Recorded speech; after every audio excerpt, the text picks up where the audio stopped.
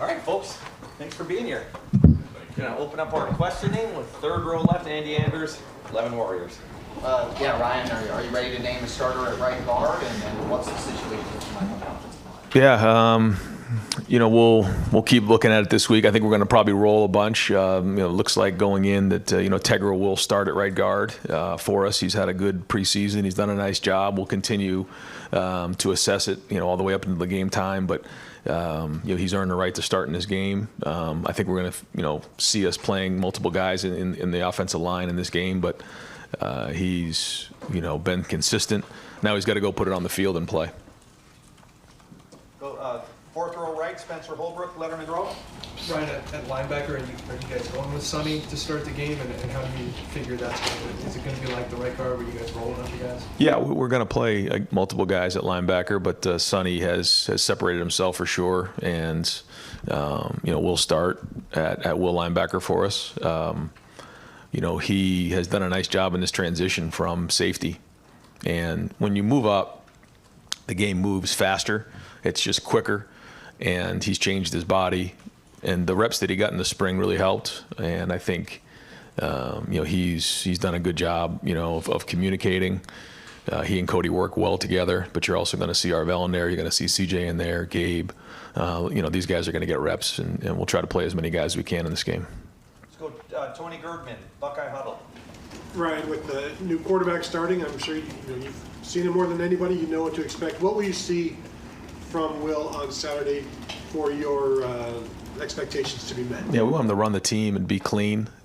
Get us in and out of the huddle. Get us up to the line of scrimmage. Be sharp. Take care of the football. You've heard me say the term "make the routine plays routinely." Play well on third down, red zone in 2 minutes. I mean, that's what we're looking for out of our quarterback. But in particular, in that first game, it's run a clean operation. That's ball security, that's cadence, that's communication, the new headset and how we're doing that. And, we are going to be huddling some and those type of things. Not all the time, but that's a little bit different. And, how are we converting on third downs and, all those things, sideline adjustments. So it's getting into the game, getting a feel for it, and playing clean. That's what we're looking for in week one. Front row, Dave Biddle, 24/7 Sports. Ryan, is the depth on the offensive line maybe a little better than you expected? I mean, Carson might be a backup for you guys after starting 12 games last year. I know some other guys you mentioned, like Austin, Zen, have stepped up a little bit. Do you feel good about the depth? Yeah, one of the things, it was like early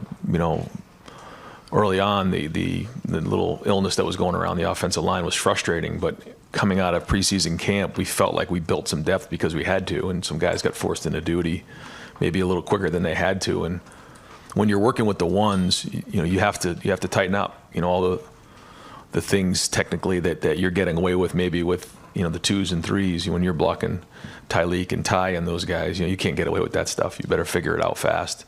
And because of that, we have built more depth than we expected coming out of preseason. So that's been a positive. But we are going to try to get as many guys in the game as possible, grade it, and just keep evaluating. And one of the things that we talked about as a staff today is, you've heard me talk about building a foundation with this team. I mean, the foundation is not complete. I mean, this is a long build to the end of the season. So we want to come through this week, watch the game, get on the film, and figure out who graded out a champion, who didn't. But ultimately, we want guys to play really, really hard in this game and get it on film, start to make the corrections. When you're in preseason camp, there's a lot of assumptions you make.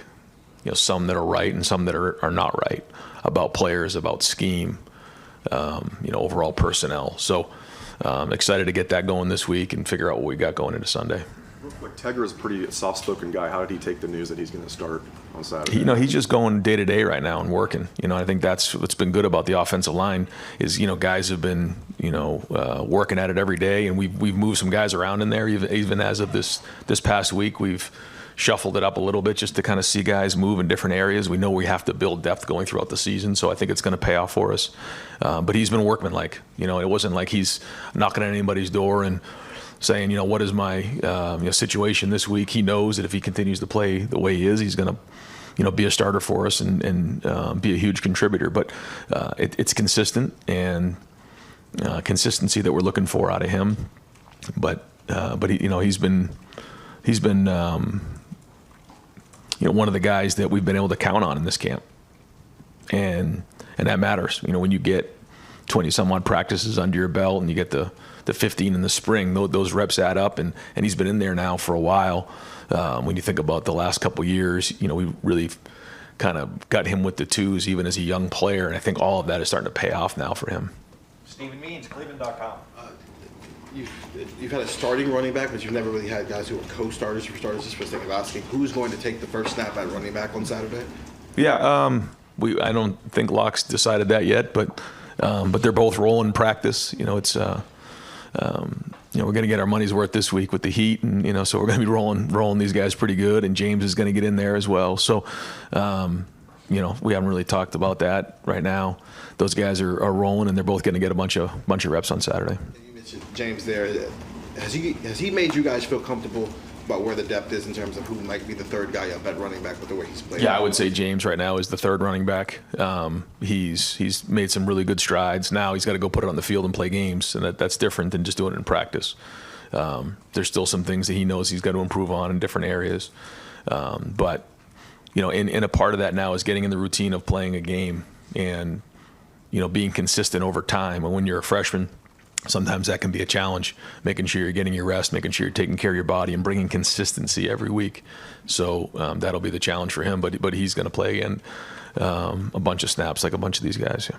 Far left, Joe Nugent, WCMH. With the iPads now on the sideline this year, what type of impact do you think that'll have? Well, it's the same for both sides. But I think the communication in game will be very, very important in identifying what's gone on in the last series. We did that in the stadium the last two Saturdays. We were able to go through and see what it would look like at halftime, what it would look like during the game, up in the booth, on the sideline. And, you know, you have an ability to tag certain plays on your side of the ball so that you can all get to it at the same time, identify what those things are, and then make corrections or identify what scheme things are going on. So I think you're going to see, you know, a little bit more in-game adjustments than maybe previously. But, you know, other than that, I mean, football's still football. That's not changing. Fourth row right, Jeff Gilbert, Press Pros. Coach, in regards to Will and his mental approach, he's in a position of a team of expectations, goals higher than he's probably ever been around. How's he handled that since you named him the starter? How do you expect him to carry that onto the field? Yeah, I expect him to be the same way he's been since he arrived here. You know, we went through the recruiting process there, and you know, he knew what he was getting himself into here at Ohio State. And not to speak for him, but you know, I think there was only maybe a couple places he would have considered other than going to the NFL, and this was it for him. You know, he wanted to be here, and I think a big part of that is he knew what came with it. And he's really embraced that role. You know, he's been in here getting extra film work in this week already. He's put a lot of work in this preseason. So, you know, we ask our quarterbacks to do a lot here, and he's embraced that part of it. So he's got a good look in his eye this week, and I think he wants to get on the field and get started.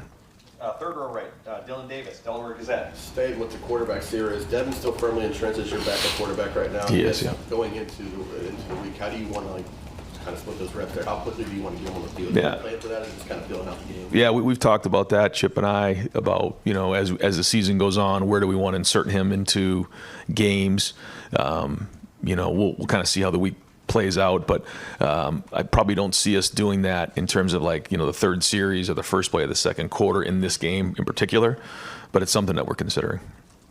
Deep center field, Jeremy Birmingham, the podcast. Ryan, I know as a coach you're not going to assume anything, but if other than winning and getting out of this weekend healthy, what makes this season opener a success to you as a coach and this coaching staff when you have put all this work in the offseason? Yeah, it's not easy, but it's simple. You want as many guys to grade out a champion as possible, 80% or more, and you've heard me talk about that before, but you know, sometimes the best answers are the simple ones. You know, guys, you know, you grade it out, either you did your job or you didn't, 80% or higher, and then, you know, that we are the hardest playing team in the country. I mean, that's really, I know nothing's going to be perfect. It's a start, but if our identity is going to be the hardest playing team in the country and we're going to be giving unbelievable effort, we have to put that on film. We got to grade out over 80%. And we got to play really, really hard, and that's what I mentioned to the staff today, and that's what we're going to talk about here in the team meeting at 2:30, and that's what we're going to, you know, really be echoing out through all the week, and then hold them accountable on Saturday, and then come in Sunday, identify what what went well, what didn't go well,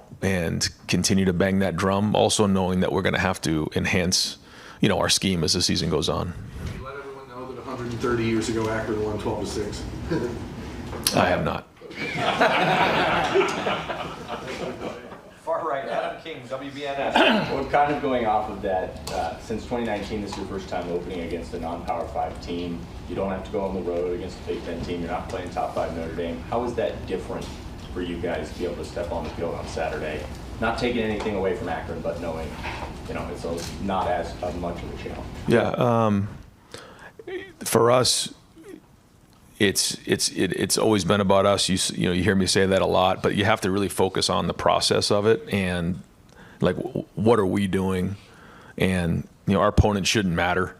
If it does, then we're setting ourselves up for failure. So what is the standard? Again, grade over 80% and be the hardest playing team in the country, and that shouldn't matter who you're playing, because they all matter, they all count, and we're trying to create a standard for ourselves, and whatever team we play, and then we go from there. So like I tell the guys every day in practice, you're not allowed to have a bad day around here. It's just not allowed. So we have to understand that every time we only get 12 opportunities. That's it. Of all the work we put in and all the time and effort we put in, you get 12 opportunities. So let's go play with our hair on fire and run around and hit. Dave Holmes, WSYX. Ryan, we saw the guys wear the Jesus One T-shirts when they moved in. This weekend they had a baptism event. I'm curious, I haven't seen your team this vocal, at least when it comes to faith. What have you seen from them over the weekend, and is that something you feel in the locker room?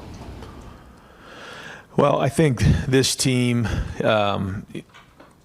is close.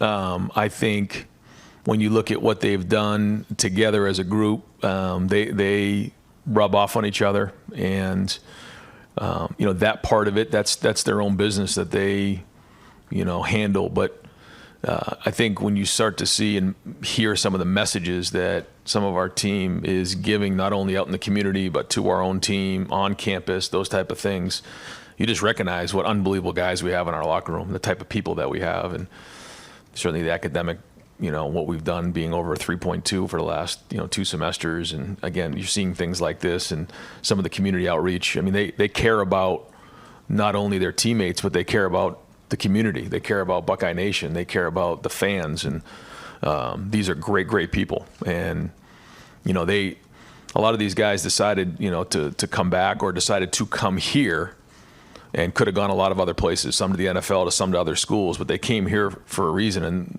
it was to make an impact, and the number one way they want to have an impact is win championships. But there's a lot of other ways to make impacts as well, and they want to continue to do that. So when it's all said and done, there's trophies in the lobby, there's rings to be worn, but there's also people that have been impacted, and there's stories to be told. And the guy to me that comes to mind with that is Archie Griffin, and now the statue is going to be in his name here this weekend.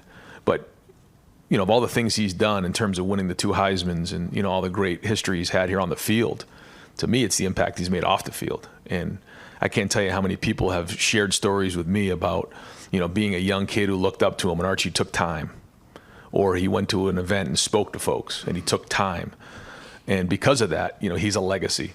What he did on the field is unbelievable, but to me he's even more special for what he's done off the field, and I think our guys have embraced that in the locker room. Andy Backstrom, on 3.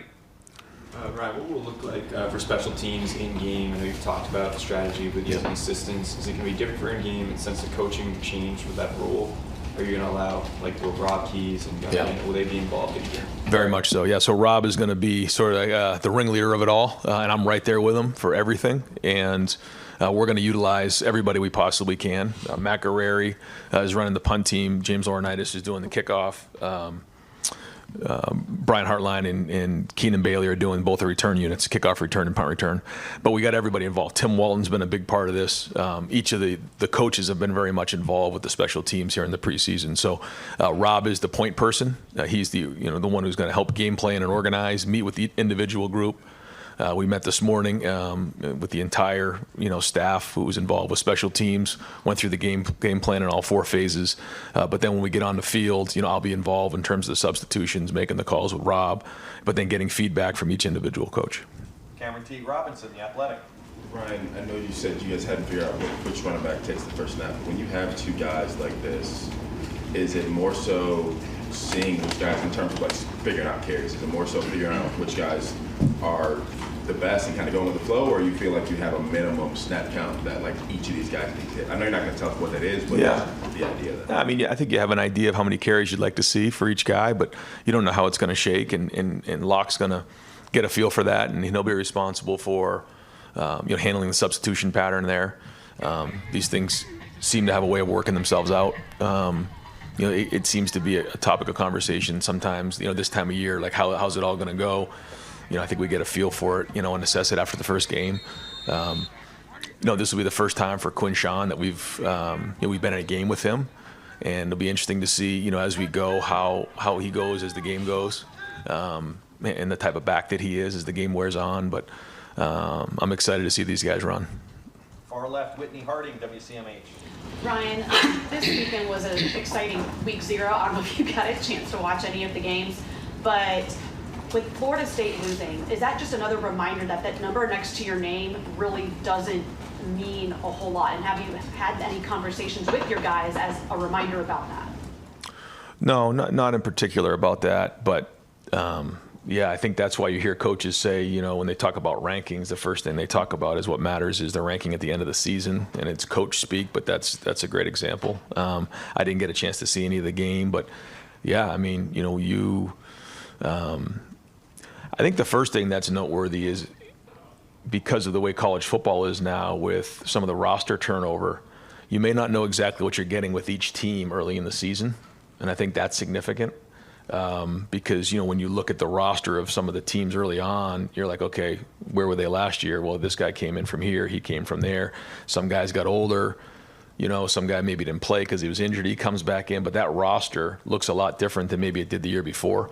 So I think, that's something that's noteworthy, but as we know, I mean, you got to bring it every week, and it has, what your ranking is has, no indication of where you're going down the road. What matters is what you put on the field and what you earn. You mentioned the heat. How do you get your guys ready for what's going to be a warm game this week without kind of wearing them out at practice? Not your first time dealing with it, but it's a question. Yeah, I mean, it's hot all across the country. You know what I mean? We're in the north, so I mean, it's just something you got to learn to deal with, and you got to hydrate really, really well and recover at night and get your rest. But yeah, you got to make sure you're hydrating throughout the week. If you think you're just going to hydrate the night before the game, it's too late by then, and then guys start cramping. So we got to make sure that we're all over that and mix all over that, and we hydrate test everybody every day. So we'll do that and just make sure we're on it. But like I said, it's hot. Other places other than Columbus, Ohio. So we'll handle it. Right next door, Jared Smalling, WCMH. Hi, Ryan. On the subject of roster management, big picture question here. You now have a general manager, and now that you're into the football season, you're relying on him to do things that are new in that role. Some of the programs like yourself in Alabama have these positions now. Can you walk us through Mark's contribution, how it's evolved in that title, and what that allows you to do in your role coaching the football team through the season? Because there's so many tasks involved. Roster management, understanding how NIL is functioning and who's getting what. How does he help you? How does he help? Boy, that's a long answer. Because first off, Mark is he's been unbelievable to me personally. He's been unbelievable loyal to me and loyal to the program. He is somebody who works really, really hard at his job, and I think he's the best in the business at what he does. And his job has completely changed even, in the last 6 years. He's an excellent evaluator. He does a great job of understanding where the college landscape is going, where it needs to be to adapt. And, he's really had a huge hand in putting this roster together. Now, it used to be the evaluating and then the recruiting part of it, the weekends. But then when you went to official visits in the spring, that completely changed. Now, we've gone from having a couple people on a visit to now having, 15 recruits and their families and you're talking over 100 people for a weekend, and it's almost like event management. There's that part of it. Then there's the NIL piece of it, and his conversations with agents and some of the folks in the community, and he's had a huge hand in all of that. So he's his role has increased and it's become more and more important. And like I said, I think he's the best in the country at what he does. Steve Hellwagon, 24/7 Sports. Hey, Coach, can you give us a breakdown of like Chip Kelly up or down, like how that's all going to look, where the coaches will be stationed and all? Yeah. His plan is to be up in the box, and I think for him, being able to get organized up there, he's got the tablet up there, he's got his call sheet up there. He can really, be clean after every series. I think that's one of the things too that he and I were even talking about, is that when you're on the sideline and you're the head coach, you have your call sheet, but it's hard to get your next series ready when you're doing all these other things. When you're up there, you got a desk, you can sit down, you can get your thoughts organized for the next series. You can go through everything, you can communicate well, and so that's going to be his plan. Tim Drebno will be up in the box with him, Billy Fessler, and Tony Johnson on offense. Wide receiver, we've asked about a lot of positions, who's starting. I know you were taking the tact of slow rolling the talk about Jeremiah Smith, but where do things stand there at that position with maybe the top three that are going to be out there to start? Yeah, they're and Brandon Ennis is right there. Bryson Rogers, Kojo Antwi, Jaden Ballard. I mean, you'll see all these guys play. I'm excited to see them play. They put in a good preseason and need a couple more days of prep into this first week, but they're excited to get out there just like everybody else. You think Jeremiah will be out there at the beginning? Yes. Okay. Folks, we've got to keep it at one question, or we're not going to get everyone in. Pat Murphy, 24/7 Sports. Ryan, since the 2 losses to end last season, it seems like you guys have just been building towards this. And I know you mentioned earlier that this build continues. This doesn't end anything. But to get to week 1, to get to a game, to kind of get back into that rhythm after an off season of talk and whatnot, just how much is there the excitement and getting things rolling? Yeah, we were really excited, and that's kind of what we said. Yesterday was our first game week practice of getting back on the field and playing games again. It feels like forever since we played a game, and there's been a lot of hard work. Mostly by the players, but also by the coach, by the staff. A lot of people involved to build this team, and Coach Mick and his staff, and the coaches, and everybody involved to put this roster together. To go attack the season, and I can't say enough about the leaders and the guys in this team who have continued to work hard to get to where we are right now, and now it's time to go put it on the field and play. But now there's a lot of excitement, and just like any time around here, everyone's excited about the season. There's a lot of talk around Ohio State football, and that's great. But what matters is what we put on the field and what we do on the field. So, like I said, fired up to get on the field and get on the film afterwards and figure out where we're at. Dan Hope, 11 Warriors. Ryan, with Will having a couple weeks going into the season to be the starter, do you feel like the offense is in a better rhythm than maybe it was this time last year? We'll see after the first couple games, but we'll see. We'll see. I mean, I do feel like we've had some really good days of practice. I feel like we've had a couple really good moments in some scrimmages.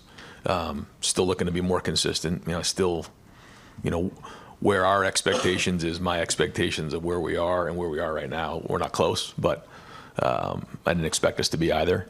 So it's like I said before about Quinshon. It's the same with Will. Like, we haven't played in a game with Will. We haven't played in a game with Quinshon. So I'm again fired up to see what it looks like on the field. But then get on there and figure out if some of the assumptions we've made are accurate and which ones aren't, and then enhance the things that are going well and fix the things that need to get fixed. Bill Landis, Kings of the North, the podcast.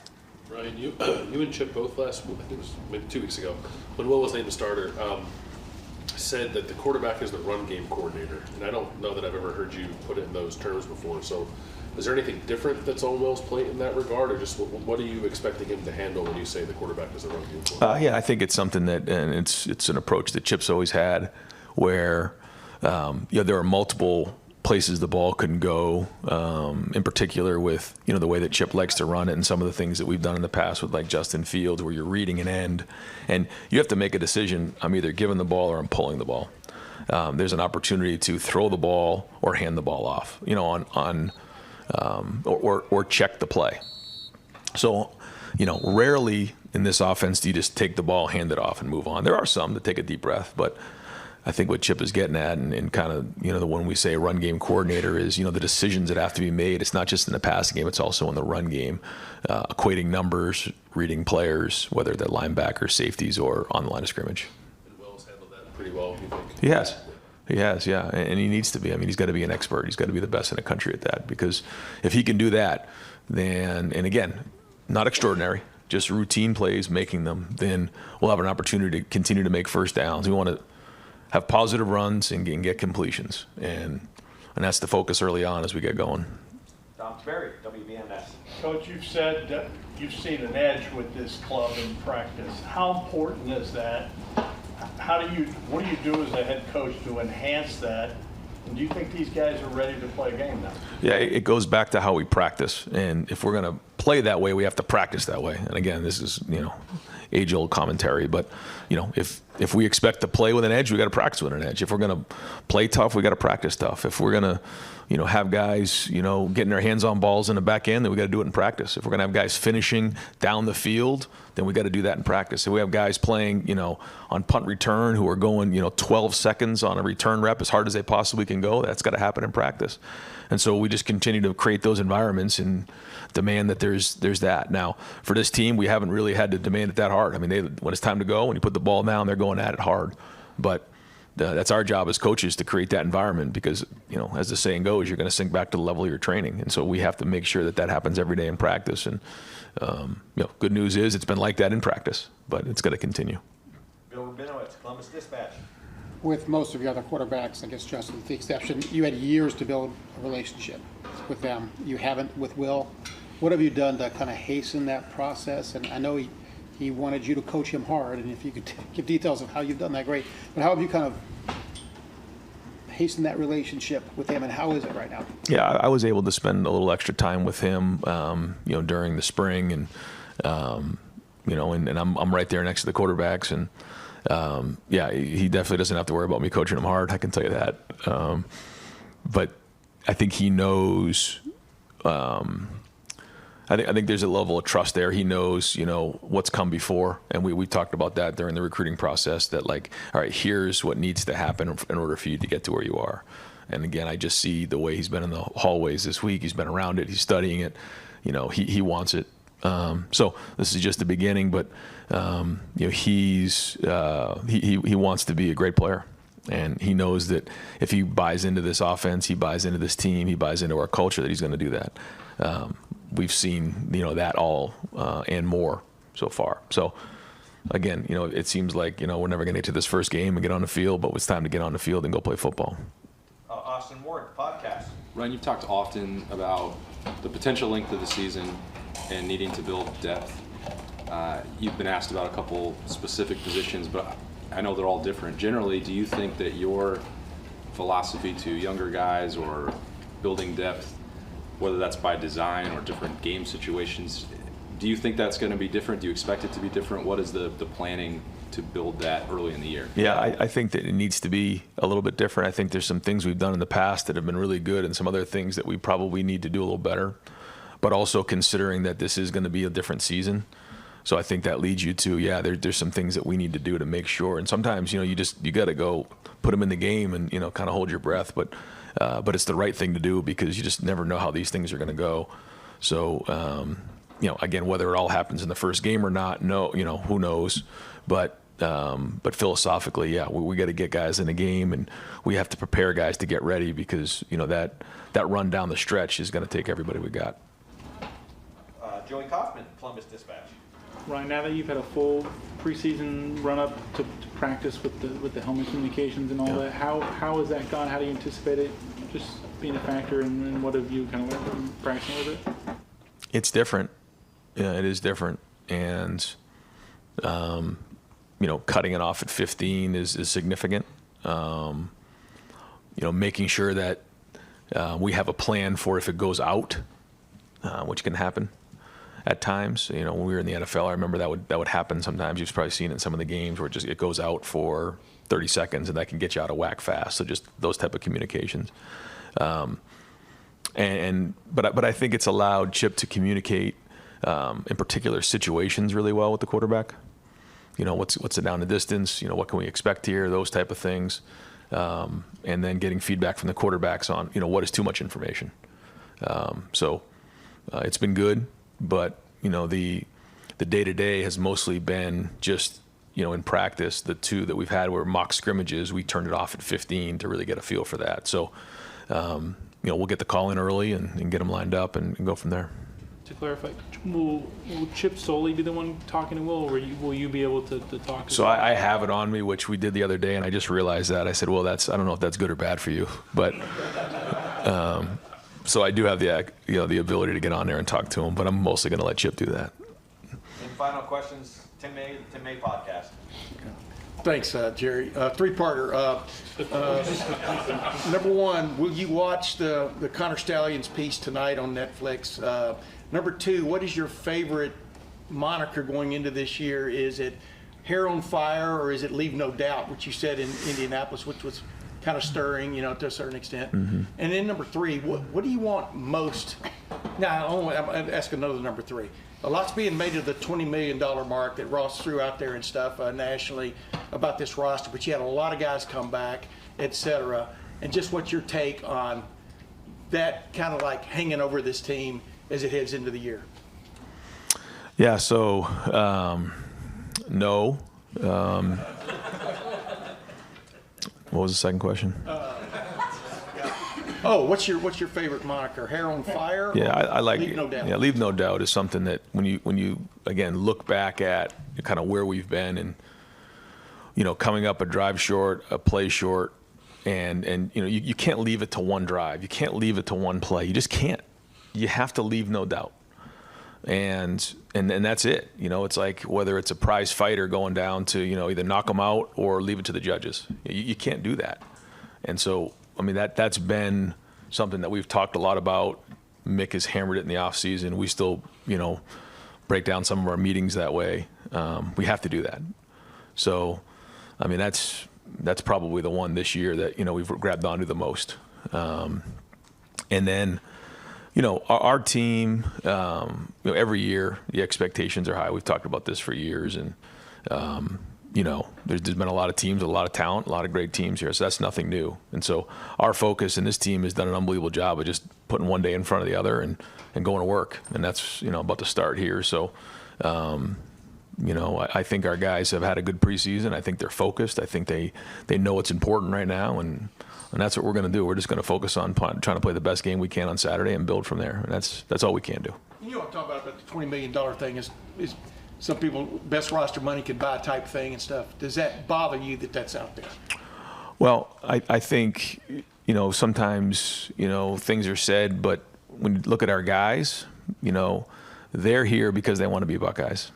They're here because they want to win championships. They're here because of each other, and to see, what they did the other day on campus, to see the impact they're making on people. Like, they understand what it means to be a Buckeye. They understand what it means to win a championship here. And that's the most important thing to me. The other part, there's a lot of changes in college football, and we're going to do everything we can to adapt and make sure that we're doing our part. But there's been a lot of hard work to put this roster together, and that's great. That's what we're supposed to do. We're doing our job. But to me, it's about these players, and that's the number one thing for me. And that's what allows me to put 2 feet on the ground every day, is envisioning, these guys and these players, hosting trophies and winning championships. And I think it's the same way with our entire staff. Great. Coach, thank you very much. All right, we are finally here. I think as a coach, you're always enjoy all the time you have for prep to get ready for games and to get your team ready to go out there and play. But I think our guys are certainly excited and ready to go hit somebody else and go play somebody else. Got a tremendous amount of respect for Coach Heck and the job that he's done there at Idaho. He's really, made them a really solid team and obviously a playoff team this past year and done a good job of winning. And they have some good stuff schematically that creates challenges for you. Also really excited to see our fans on Saturday. They did an unbelievable job selling out the crowd. I think we'll have an awesome support, really not just this game, but all the games here at Autzen this year. And we always, relish the opportunity to go out there and play in front of our fans. So that being said, we can open it up. Lead off over on the right with Chris. Yeah, Dan, can you get into some just specifics about what Iowa does at, I don't want to say makes you wary. But what do you see from them? Well, Idaho. Yeah. What did I say? Iowa. I was like, I don't think we're playing them this week. Western guy here. Yeah, no, I mean they've got some good skill players. They have some guys on their team that are from Oregon that I think it'll mean a lot to them to get the opportunity to play, here at Autzen. But ultimately, a lot of movements and shifts. I think those are always a challenge when you're playing teams like that. They have a great wide out and Dwyer that does a good job.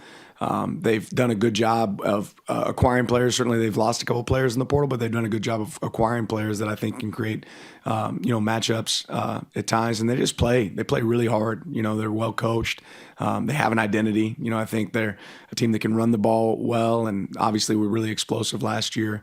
On offense and do a good job of running the ball on defense. So they play good team football. Are sound in special teams. They do a lot of stuff well. On the left, Eric. It was just one start last year, but I think Lane performed really well in that against Idaho State based on the numbers I saw. What can you tell us about what you've seen from him and what kind of a challenge he presents? Yeah, he's a really good passer. Obviously did a great job in the Idaho State game last year, did well in the spring game. You can tell he understands where to go with the ball and trusts his guys to go get it, but he throws it well. And I think, people probably underestimate his athleticism as well. He's a guy that can run and was a good player here in the state of Oregon. So obviously that's showing up there for them. Back right, Aaron. One of Idaho's strengths that appears kind of after fall camp was their experience up front. Just do you intend to prepare for that this week?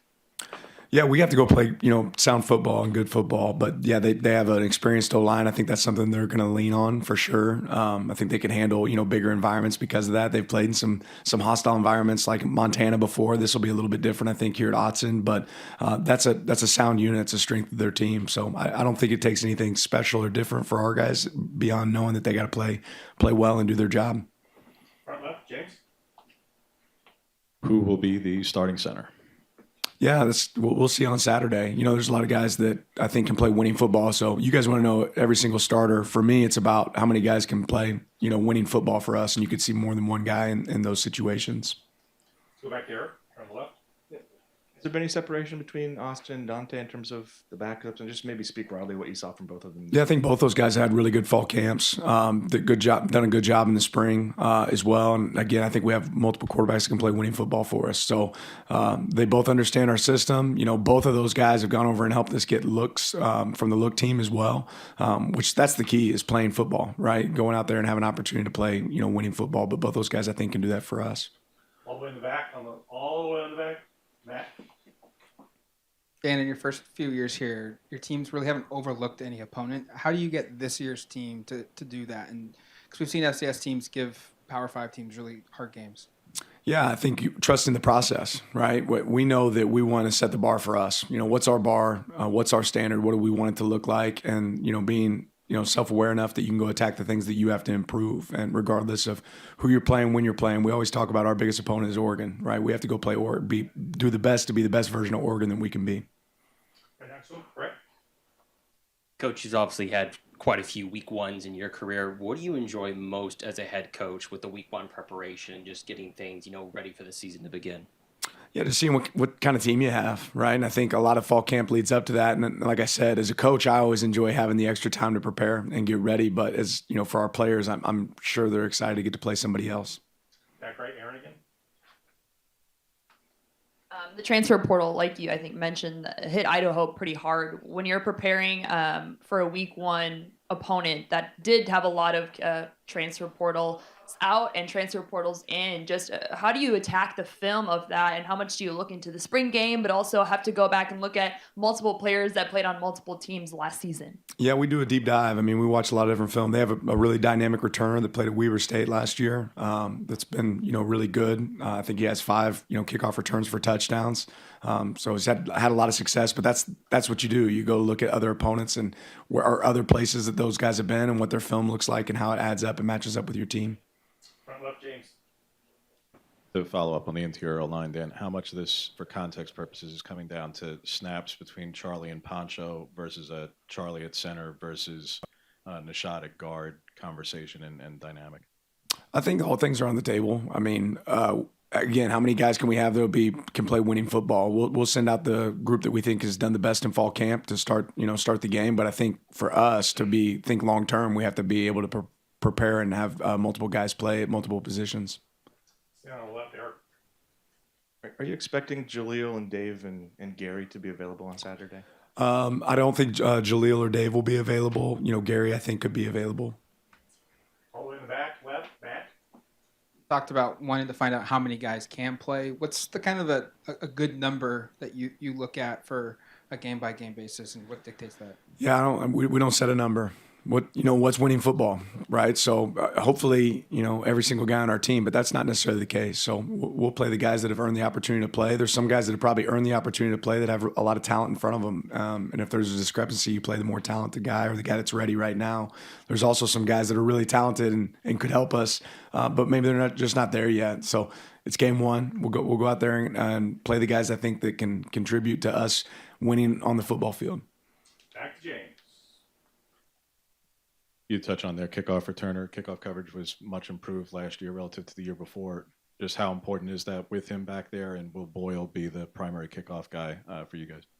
Yeah, I think we had a couple guys that can kick for us, whether it's Boyle or Atticus. Even Gage and Grant have all been able to kick. So I think you could see multiple guys there. Kickoff coverage is really important. It's sound. It's an opportunity to create an explosive play, but for us, that's our first play on defense. So you have to respect who's back there and make sure you do a good job in your lanes. But that's been, the guy that they have back there has been really aggressive in bringing the ball out, and we have to be aware of that. Right here from right.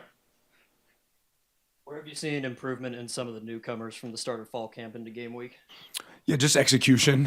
I think that's always a bigger leap for guys coming from high school to college, is the amount of stuff that we ask these guys to absorb, and do. And it doesn't matter, how good a football player you are if you're not going the right direction or running the right route or doing the right assignment. So being assignment sound and playing relentlessly, that's what we look for.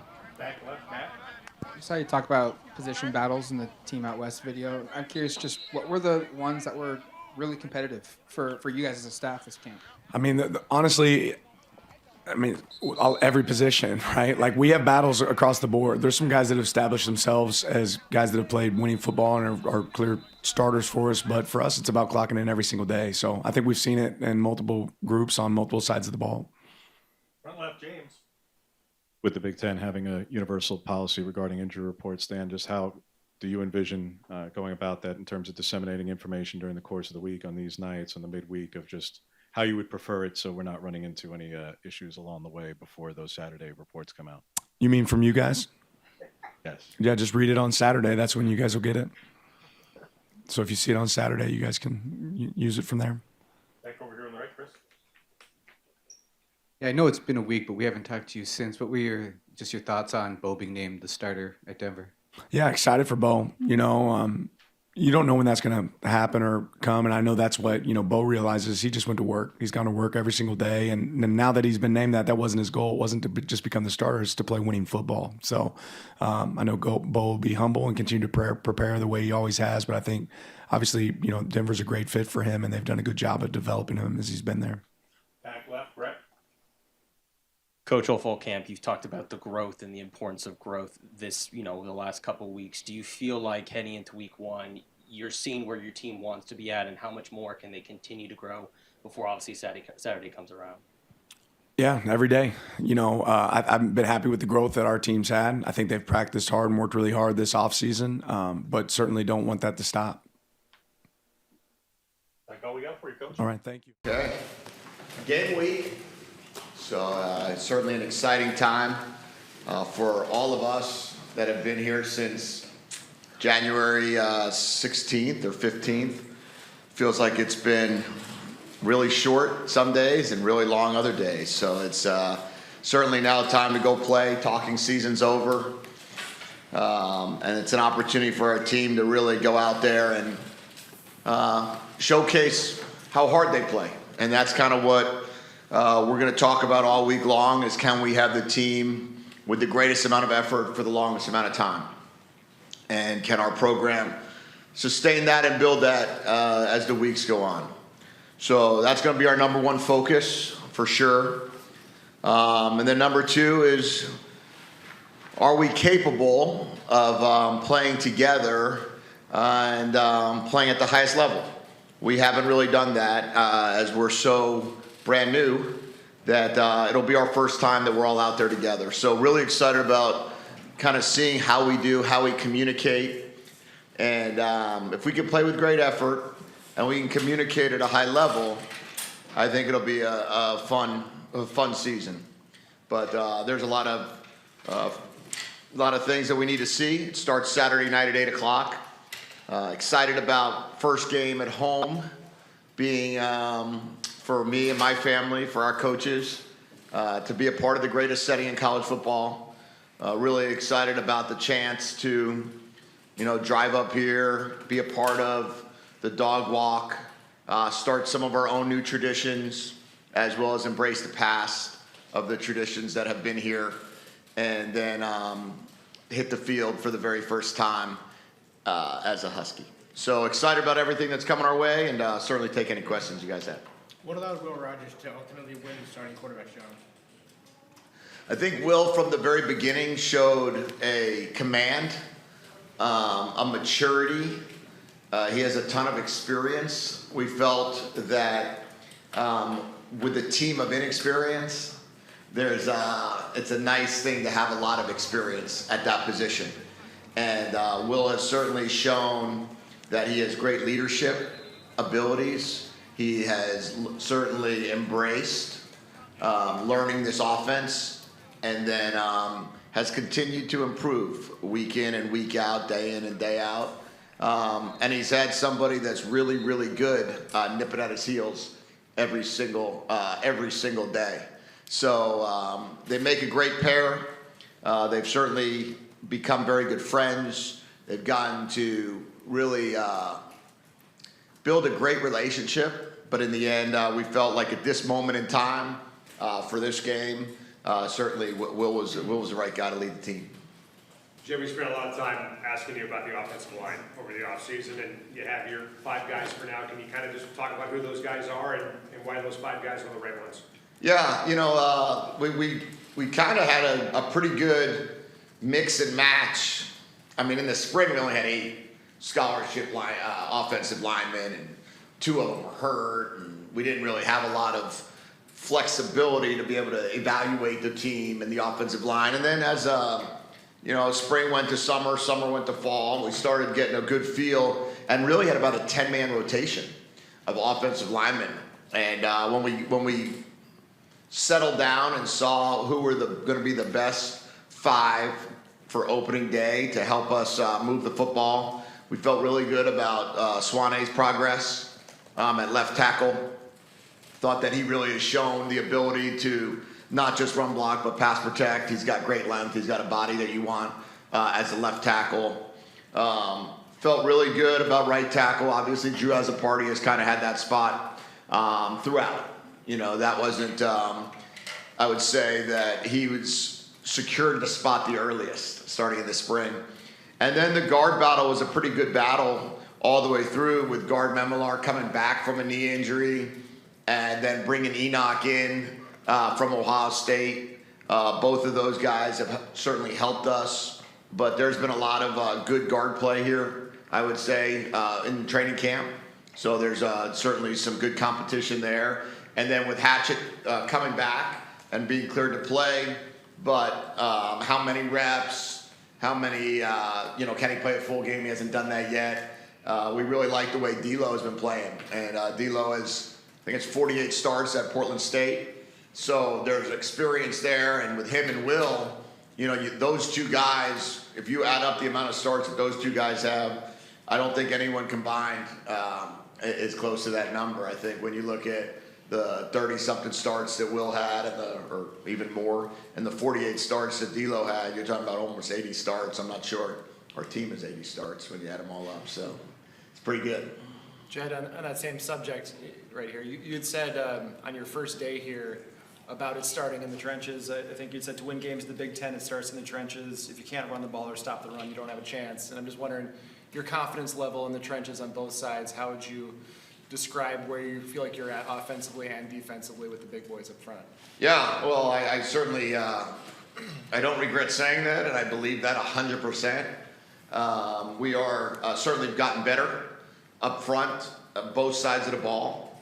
I feel that this training camp, Coach Carroll, Coach Kafusi, Both have done a tremendous job of getting our two lines, offensive line and defensive line, ready to go, along with their assistants, with Coach Lynch and Coach Jackson and Coach Switzer. So we feel good about it. I think our defensive line with Durfee and with Seabass, you know, you've got Sebastian Valdez, you've got Durfee, you've got Javon Parker coming back from injury, Bandez returning for his 6th year.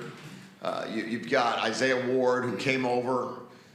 There's some really good. There's a really good defensive line group, and I think we're really solid, really into the 2 deep, if not even 1 or 2 others rotating through.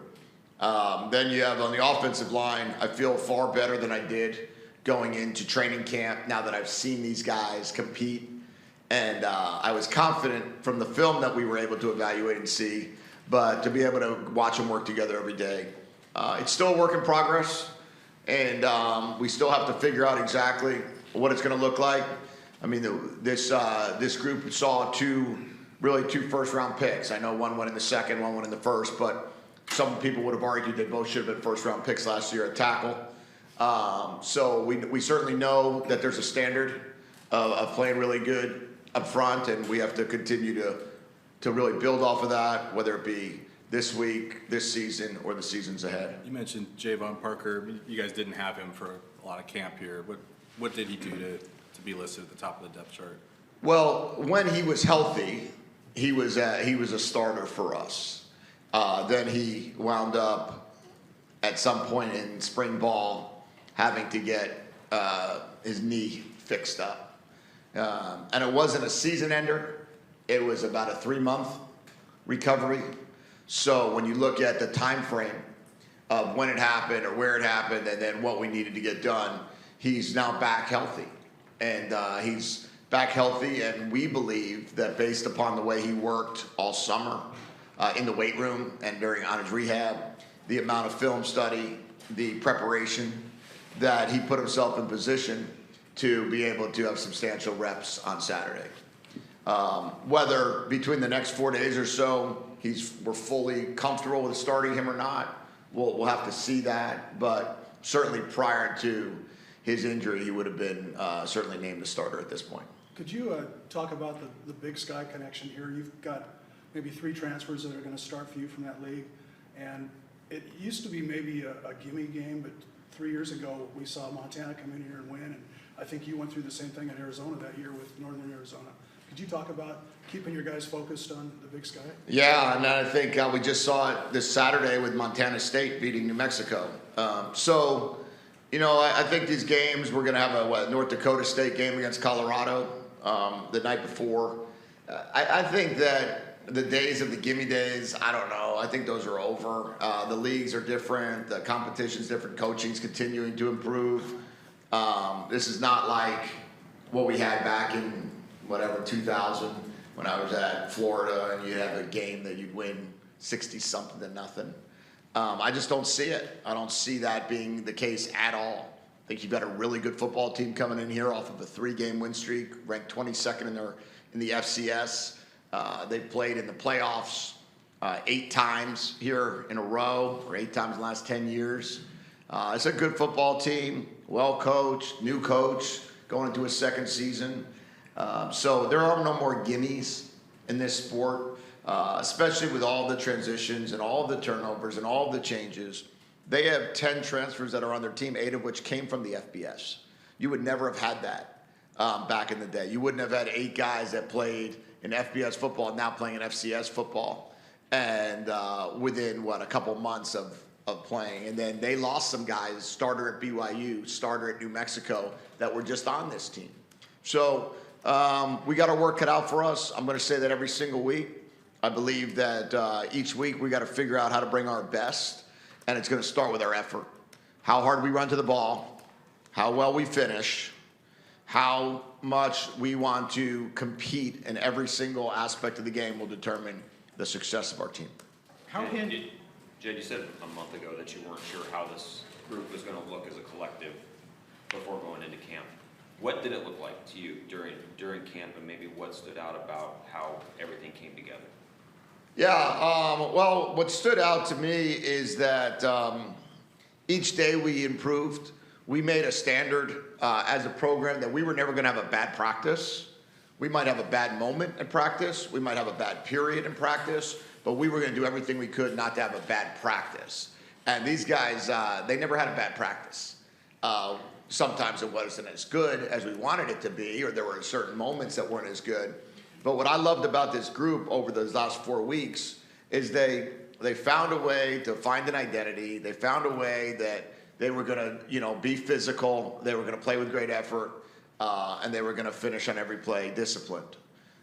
That's going to be what the standard's going to be here. That's what's going to be what this team looks like. And as they started talking about it more and more, it gave me more belief and more confidence that we're going to be able to start seeing quicker what we want to look like. How quick, I don't know, but certainly quicker than maybe I thought 5 weeks ago. What are your updates on Kevin Green Jr.? We saw him get injured at the end of the mock game. Now he's not on the 2 deep. Yeah, Kevin will be out for a while. I would imagine we won't see Kevin till the bye week. What is your approach to working with the defense and Steve Belichick? Obviously, it's his first year at college defensive coordinator. How do you handle that process and going to the 2 deeps? Because Coach Sinceri said obviously it starts with you, and I know you're more hands-on with the offense. But kind of what is your approach to the defensive side on that respect? Yeah, the accountability falls on me. So I've got to do the very best I can to make sure that in all 3 phases of our program, we're all saying the same message. I believe in our coordinators 100%. Defensively, Steve's done a fantastic job since he's arrived. He's really embraced college football. He's embraced the learning curve that these kids are on. He's really done a great job of putting his scheme in. I have the utmost respect for Coach Pow Pow. We've been together now for 4 years. He's run our special teams for the last 3. His so valuable, his input that he gives when it comes to the personnel and the 2 deep and what we need to get done. Coach Carroll's and I have been together for 7 years. Certainly, Brennan has a great mind for the game, and we talk about what we want to do on offense often. But in the end, I'm gonna let Steve put in what he wants to put in. I trust Steve in what we're doing. I'm gonna meet with the defense every Friday, all season long, with the players. I'm gonna meet with Steve every Monday and every Thursday, and meet with the defensive staff every Sunday. And we're gonna make sure that we're all saying the same thing, playing the type of football that we want to play. With that being said, if you're gonna be the play caller, you are gonna spend a little bit extra time on the offensive side. And I've got to be able to manage that with the new, let's call it iPads that we've got on the sideline, and getting wrapped up in sitting on the bench making corrections while you're also the head coach of the team. So there's going to be some learning there as well, and I'm looking forward to balancing that, because at the mock game I felt like I was running a meeting every time we were in between series rather than overseeing the whole game. So I've got to make sure that we get that done. How would you describe Steve's initial reaction to you offering him this job or reaching out and saying, hey, we want you to come interview and coach in college? Well, he was, I would say, gratitude, first off.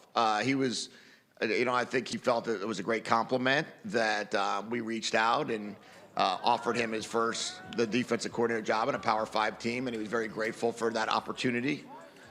He was excited about the chance to fly out here. He asked if his wife could come with him, as they have been in New England now for 13, I think, straight years. So it was a big move. They've only been with 1 team. So he wanted to make it a family decision if they chose to do that. He was very prepared when he flew out here for the interview.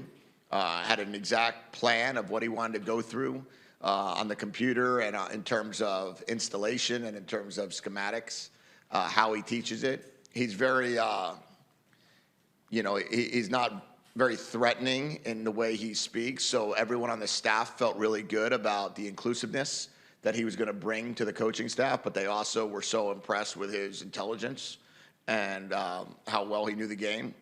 And it was immediately, we have a great relationship. We have a great friendship. We've socialized together on and off the field. We've been on vacation the same place. So it's not like this was a new relationship. But the idea of being able to have him here, he's been fantastic. I respect him. I trust him. I believe in him. And there's no doubt I feel like we have the best defensive coordinator, if not around. It looks like a lot of your secondary positions are still in competition. Could you talk about that, and especially Darren Barkins, who came here last year, got hurt, and then just kind of, has been in rehab, it seemed like, ever since. Yeah, he's had a lot of treatment.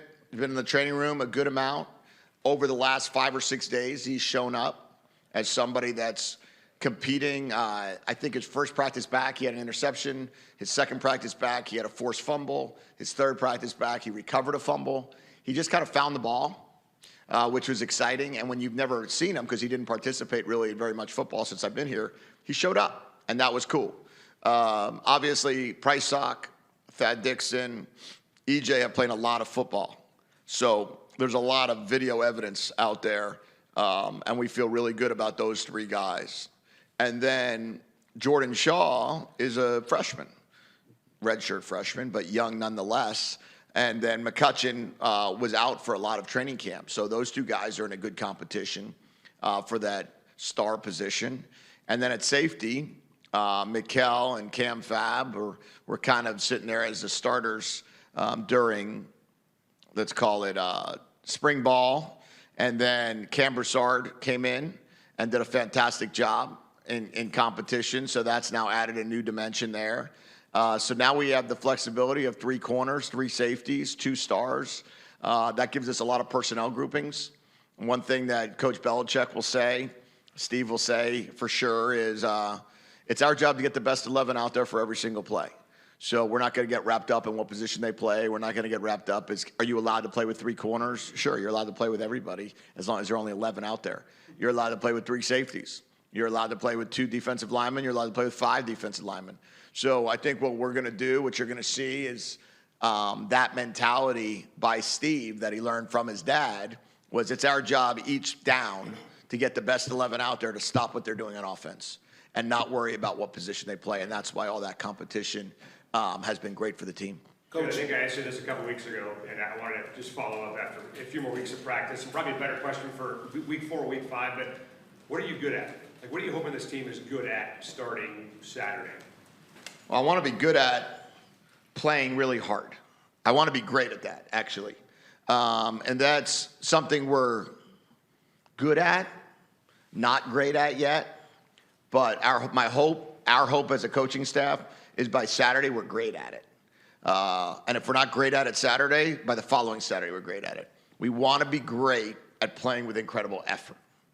The next thing I'd say we want to be great at is we want to be great at fundamentals. If it's about setting the edge on defense, then we want to be great at setting the edge. If it's about tackling on defense, we want to be great at tackling. If it's about blocking on offense, we want to be great at blocking. You know, I put up a quote the other day from Vince Lombardi, and it was like, football is about 2 things, blocking and tackling. So we got to be good at those 2 things. If we're not good at those 2 things, the rest of it doesn't matter. So that's kind of what I want to be good at. Effort, running to the ball, setting the edge, tackling, blocking, fundamentals. After that, we'll see if we can be good at throwing post routes or corner routes or playing cover 2 or playing cover 6 or whatever it might be. But in the end, we want to be good at the first part. Coach, you named Will Rogers at QB1, but you said earlier there's a really talented guy nipping at his heels. Is there going to be certain situations, special packages where we see Damone step in under center? The answer to that question is maybe.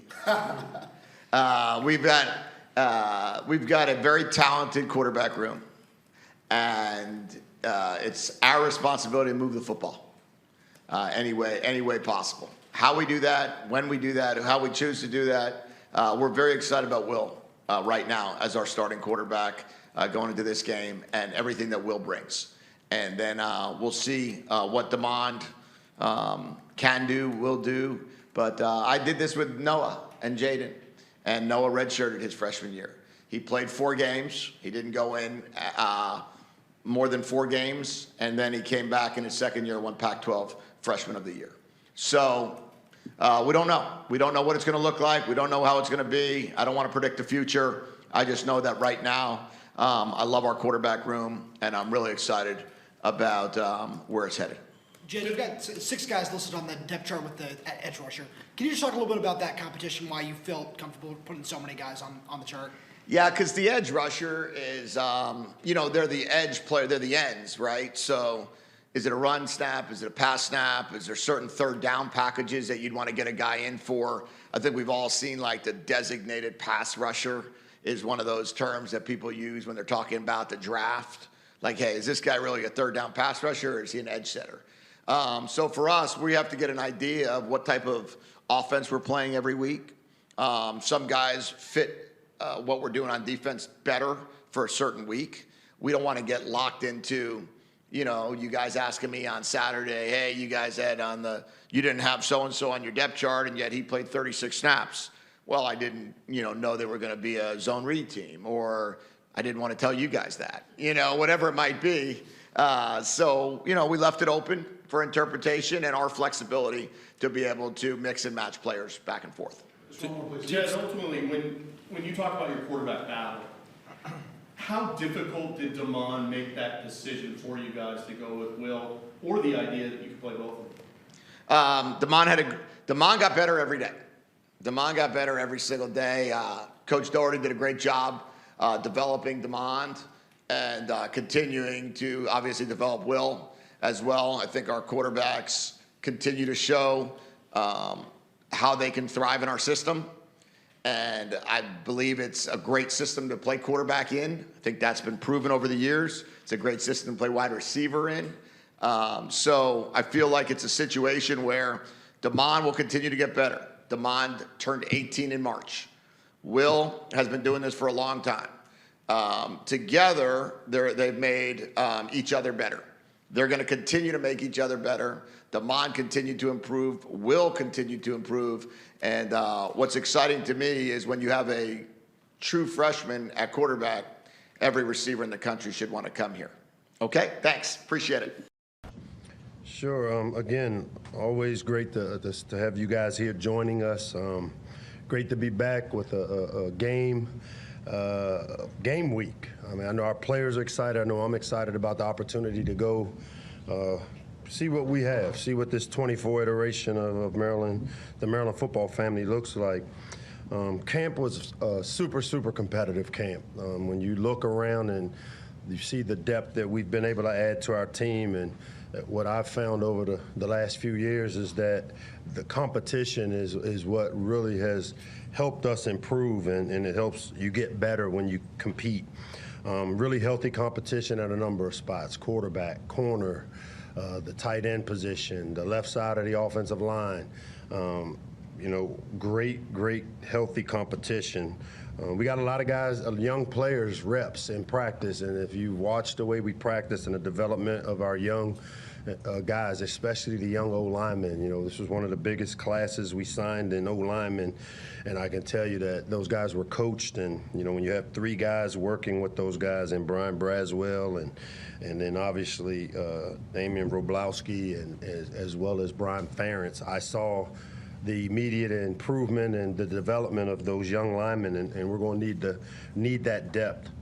Obviously we open up with UConn. I've got a ton of respect for Coach Mora. He's been really successful at the NFL level. He's had success at the college level. He's done a pretty good job. You look at how they finished last year with 2 wins at the end of the year to get momentum going into this year, very similar to how we finished our season. We get a chance to be back inside the shell. As you guys know, I really love having an opportunity to play at home. I think as our program has grown and as we've developed the championship mentality and habits, I've seen our fans try to do the same, and I expect and hope that we're able to fill the shell. I know myself and some of our game captains had an opportunity to speak to our incoming freshman class this Saturday, and we got a small taste of what the energy is like, and I can tell you the class of 28 did a tremendous job Saturday night with how they responded, and I'm excited to see, you know, as we work to get better as a football program, the challenges for our fans and our supporters to work to be better at supporting the program, and I see it. I saw it in the freshmen that reported here Saturday. But what I really hope is that this entire area can get behind this team. We need it. We need the entire area to support Maryland athletics, to support Maryland football. I know today is our fall sports, what is this, press conference, media day, and so we need this area to get behind. You know, when the governor came, he talked about 6 million people behind our programs, and not just football, but all the fall sports that have opened up or are opening up this week. We've waited 8 months for 12 weeks of a season. We've worked hard for 8 months to get 12 guaranteed opportunities to play, and I've seen total buy-in from our players. Total buy-in. When you talk about a player-led team, there's no doubt in my mind that what I have seen and what I've told you is really what's happening, and I'm excited that now we get the opportunity to show what this team is all about, and it starts Saturday. Our game captains going into this game, Ruben Hippolyte, Rob Smith, and Roman Hemby. All three guys have really been a major part in what this program has become in their own special ways, and I'm excited for them to lead us against UConn on Saturday. So with that, I'll open it up to questions about the quarterback.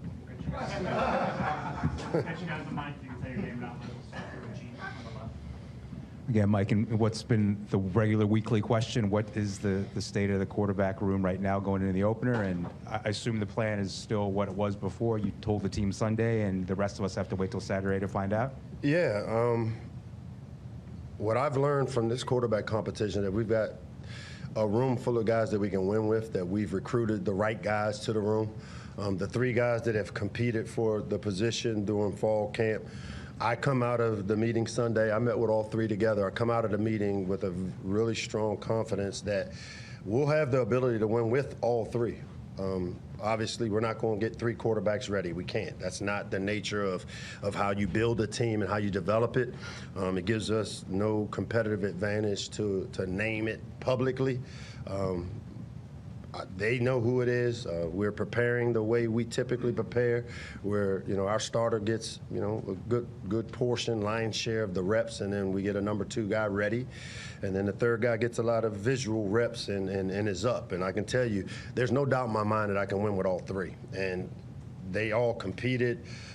We got better collectively, and I'm excited, you know, with the starter. Our team is going to get behind the starter, rally behind that guy. The guy doesn't have to win the game for us. What we've got to do is play to the standard, practice and prepare to our standard, and I feel good about the quarterback room as a whole.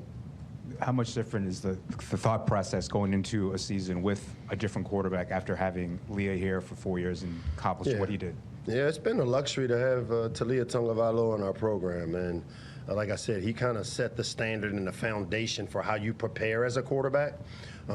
He's put a solid foundation in place to where I think all 3 of these guys have benefited from how we prepare, how we practice, how we develop, because I've seen them all really, really improve their games from the 8 months that they've been here working, and it was a healthy competition, and like I said, we leave out of it feeling really good about what we've been able to get accomplished in the QB room.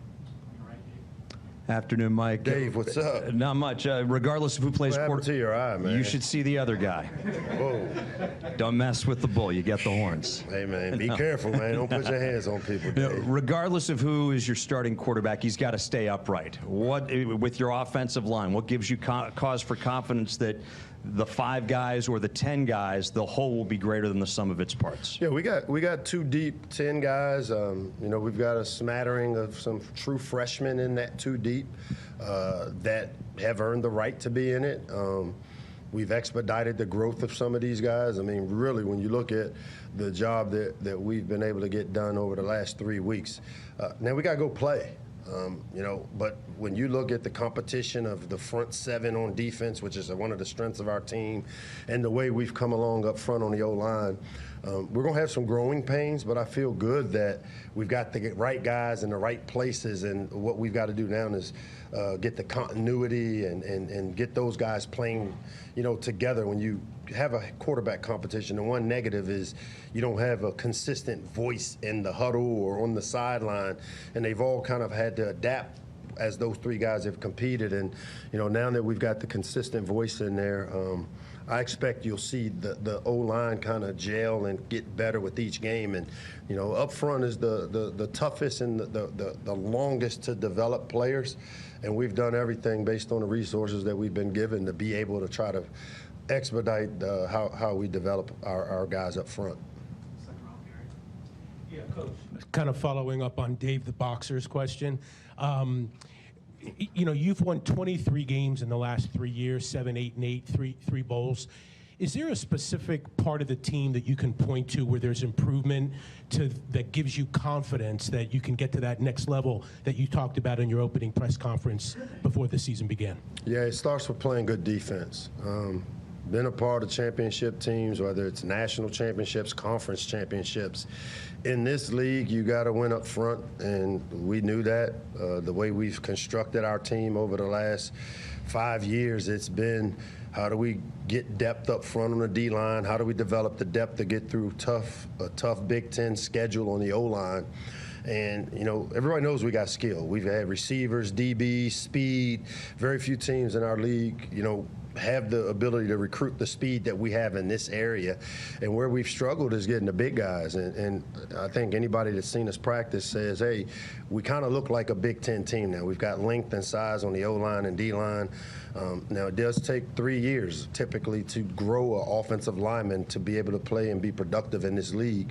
Just like we've been able to do on defense, the gradual, incremental development of our defense has shown. Offensively, we were a little ahead of schedule because we had a quarterback that had the ability to make plays, and we always recruited skill. Our coaches did a really good job of doing what the players are capable of getting executed. Well, now the comfort level is that our defense is salty. A lot of veteran players that have played a lot of football. We still got to go play it. I mean, this is like Christmas for me to open up Saturday against UConn and really see who we are. And we got to play the game to see who we are and start the chess match of making the moves and the adjustments we need to make to get the program to continue to move forward. Hey, Coach. Sam Jane. Sam, what's up? How we doing? Last year, you guys forced a lot of turnovers on defense. I think you're like second in the Big Ten in interceptions. What on that side of the ball do you kind of want to carry over from last year, and where are you looking to improve on the defensive unit? Well, I think it starts with stopping the run. Anytime you stop the run, and that's been a big emphasis for us to take the next step on offense, we got to rush the ball better. We know we can line up on 1st and 10, possession pass, RPO, get the ball in space. We know how to do that. But there comes a time where you're going to have to get in the phone booth with a tough guy, stand toe-to-toe and fight him. And in the Big Ten, it typically happens as the weather changes. And so we want to develop a mentality of stopping the run and being able to run the ball while also still creating the explosives that it takes to win on offense while limiting on defense. So what I'd like to see us do, to answer your question on the defensive side, continue to tackle the way we've tackled the ball, because most big plays start with missed tackles, and then the next starts with the missed assignments, making sure everybody's on the same page and not giving up the explosives. We did that pretty well a year ago, and we need to continue that trend. Hey, Coach. Pete Gilbert from BAL. Good to see you. What's up, man? Roman Hemby, from the time he got on the field here, he's been an impactful, impressive player. Now in his 3rd year, where have you seen him grow, and how has he gotten better from even that time where he was special when he got here? Yeah, you know what? Even more than what you talked about Roman Hemby on the football field, Roman Hemby is the real deal as a person, man. Kudos to his mom and dad, the job they've done.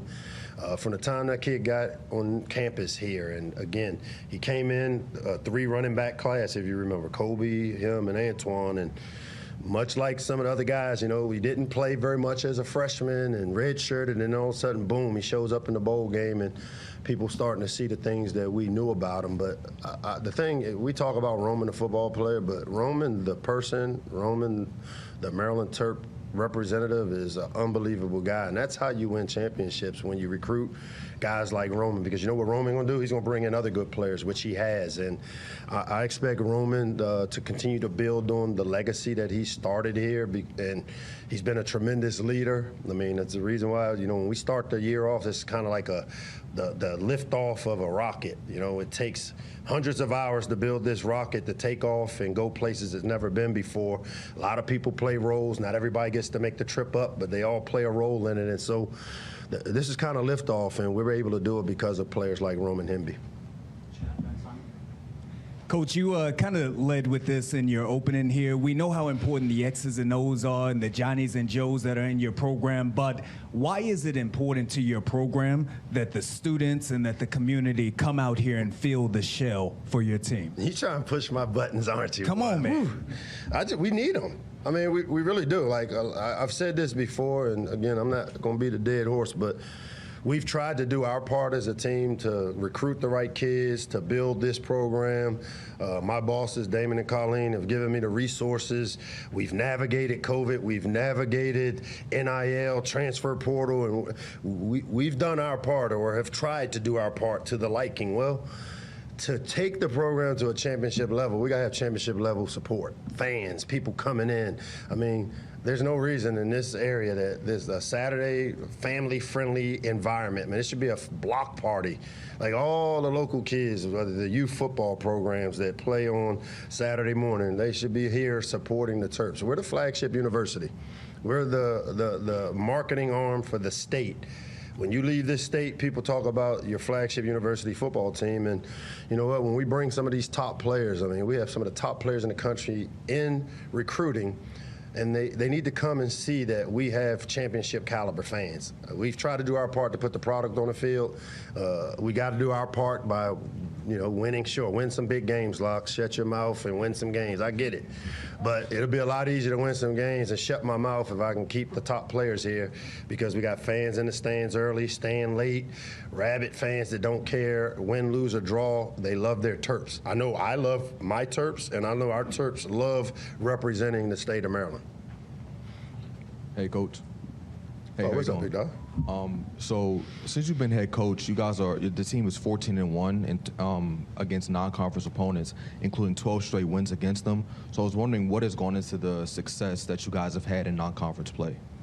I mean, our standard, how we practice, good players that believe in each other and believe in us as coaches, the support staff, you know, getting through a tough training camp, and we practice the right way, our training room staff, getting our players healthy, the former coaches and players that have worked here that have gone on and maybe doing different things or better things. There's been a lot that has gone into it, the support that I get from, you know, administration, and to win is a culmination of good habits coming together, and we've had good habits in the non-conference. We're building, and we've looked at what we've got to do to kind of compete for all three parts of our season, the beginning, the middle, and the finish, and feel good about this team because of the player-led culture that they've created. These guys want to win, and they want to win now. Hey, Mike, how's it going? George, what's up? G. Herbo. Good to see you. And since the beginning of camp to now, is there a position group you can identify or players you can identify that have made the biggest improvement since when you started practice the beginning of August to this point? Yeah, I would say I think it's the O-line. Just because when you look and see, I think, how many true freshmen we got in the two deep up front? 2, 3? Yeah, and then we got some on defense, but I have seen, I mean, that young O-line, when you watch them work, and I've seen them work, like, those guys kind of get it, and they kind of got like a little bit of a edge to them, and that's what you need in this league. I keep going back to, you know, there's going to come a time where you're going to have to line up and go toe-to-toe and get in the phone booth with a tough guy and maybe have to take a couple punches, and you have to give a couple. And in that area, you know, you achieve what you emphasize. And I put a big emphasis on developing and making sure, how do we develop them quicker? Because it takes 3 years. But I ain't got 3 years, do I, boss?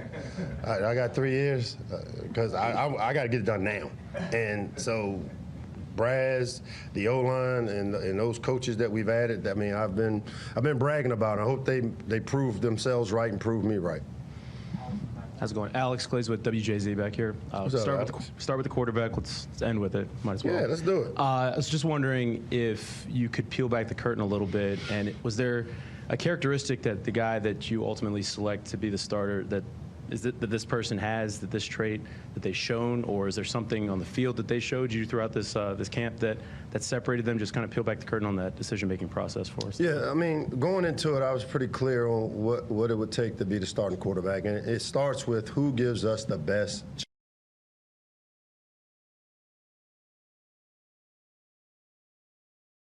Game week. I'm ready to go. Players are fired up. We're excited for this game. Traveling to Hawaii, so we have a few Hawaiian players that are happy to get back and play on the island. And I'll open it up to you guys. Leaving Thursday? Yes. Okay. Hawaii obviously played last weekend. What did you see when you watched that game? Same thing we saw on film. Some high energy guys play together. Offensive, defensively, just a team. So. I just told my guys, no matter our opponent, we just got to get out there and play.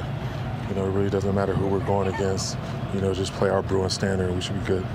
Their quarterback, I think, threw for 2 TDs, ran for 2. Is he kind of a dual threat a little bit? I would say that. He ran a lot more in this game than he did last season, I would assume. So, well, I would say, not assume. But, he's a good quarterback. We're going to hopefully, contain him and just continue to play good defense and cause havoc. You guys got to scout them, yet they got to shake off the rust. Does one way outweigh the other as far as, would you rather have had one way or the other? No, it's football. You got to line up and play anyway. So it was good that we were able to see a game before our game, but other than that, it's still football. So what do you think about his big playability? I think he led the FBS last year with 9 throws of at least 50 or more yards. I mean, I guess what's the key to stopping that? Just getting hits on him. You got to find ways to get him out of his rhythm.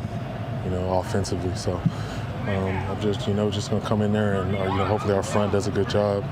We're able to get some hits on him, or at least get some pressure on him, so he's not just sitting in the pocket. Personnel-wise, any updates? Like KJ Wallace, how's he doing? He's doing good. He'll be out here full go today. Right guard, is it Makahele? I know there was some competition there. Yeah, it's most likely probably either going to be. Hopefully, there's no type of injuries or anything that happened this week, but yeah, it should be a lot. Are you going to release a depth chart this week before the first game? Yeah, you guys will get one. Got some recognition on Friday night.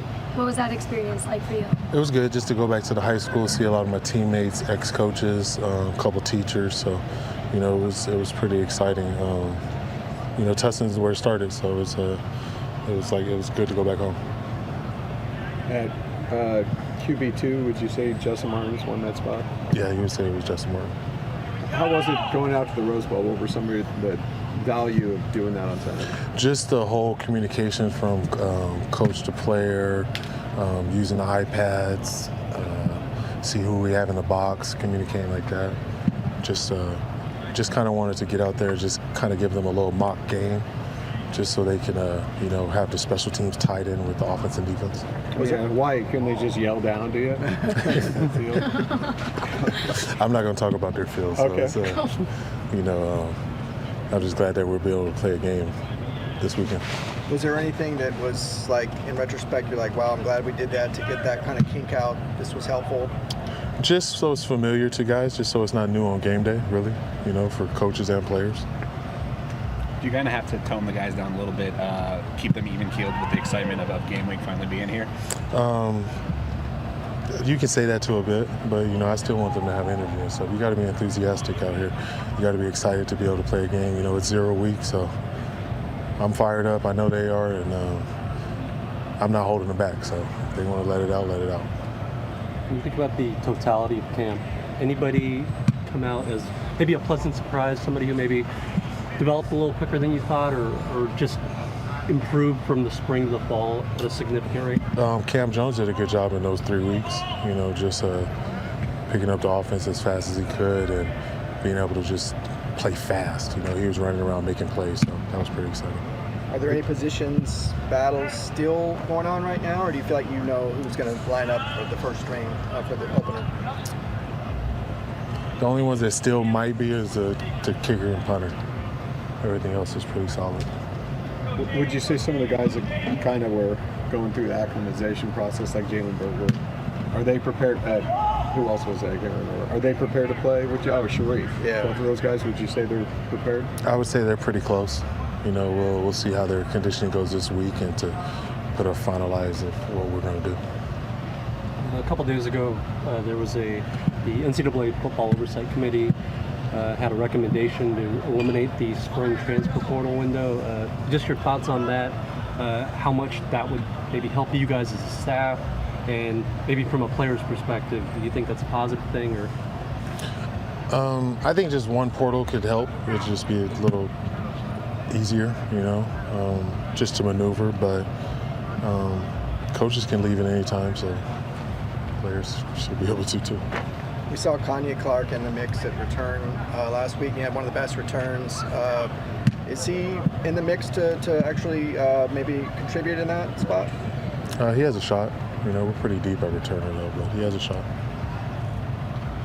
Coach, I know you're busy with prep, obviously watching Hawaii. Did you get to take a few minutes to yourself to kind of just watch the landscape of college football this weekend and just enjoy some other games? Yeah, just tried to watch as many games as you could, just to learn some stuff that's going on in college football.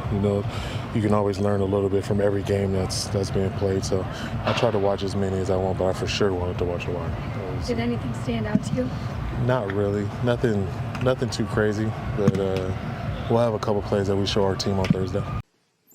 Welcome to game week, finally here, and just good to finish camp, end of camp, and begin preparation for Saturday. So, as I indicated last Thursday, I think the guys done a pretty good job during camp, and thought the last week went really well. Saw some sharper execution out there, and overall pretty healthy. Phil really is the worst injury we had, which try to keep him safe this week, but happy with what we've seen. I think we're getting good leadership and pretty consistent on that for most of the year, and it's been consistent as we've moved forward.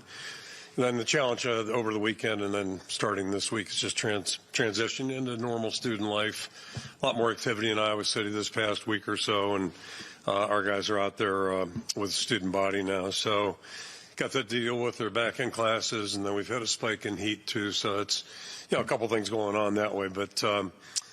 Anyway, good to be in game week, that's for sure. And, I think the team's really excited about having a chance to play in Kinnick. And it's going to be, first game challenges are always a challenge. You've got veteran players who are a little bit more used to it. For a lot of the new guys, it's going to be a totally new experience, having fans there. And then, your first game, you always, there's a lot of unknowns with your opponent.